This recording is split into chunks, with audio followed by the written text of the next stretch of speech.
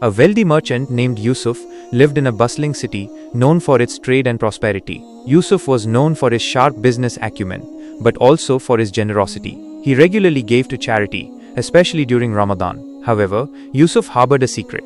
He often felt a pang of pride in his charitable acts. He enjoyed the recognition and the whispered praises of his good deeds. He felt he was a good Muslim, fulfilling his obligations, but his heart wasn't entirely at peace. One year, a severe drought struck the city. The river that sustained them dried up, and the wells ran empty.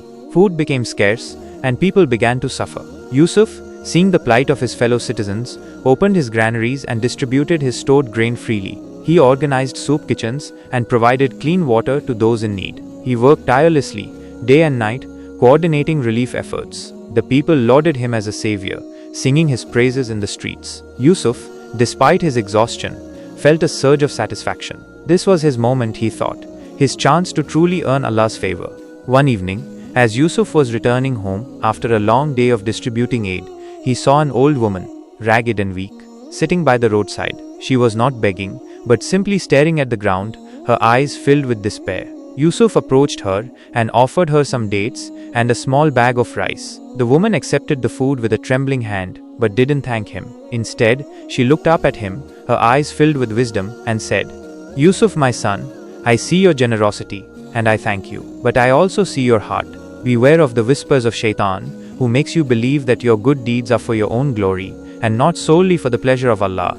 Yusuf was taken aback. He felt a sharp pang of guilt.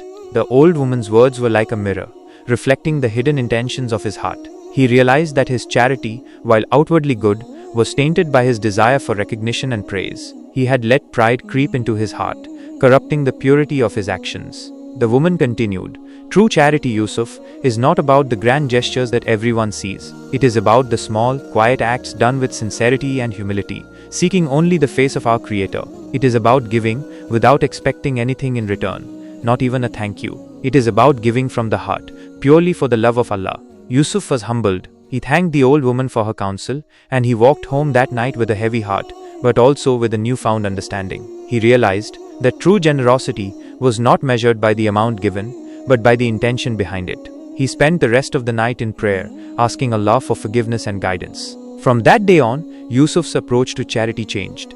He still gave generously, but he made a conscious effort to purify his intentions. He focused on helping those in need without seeking recognition or praise. He learned to give quietly, anonymously, and with complete humility. He understood that the true reward for charity was not the fleeting praise of men, but the eternal pleasure of Allah.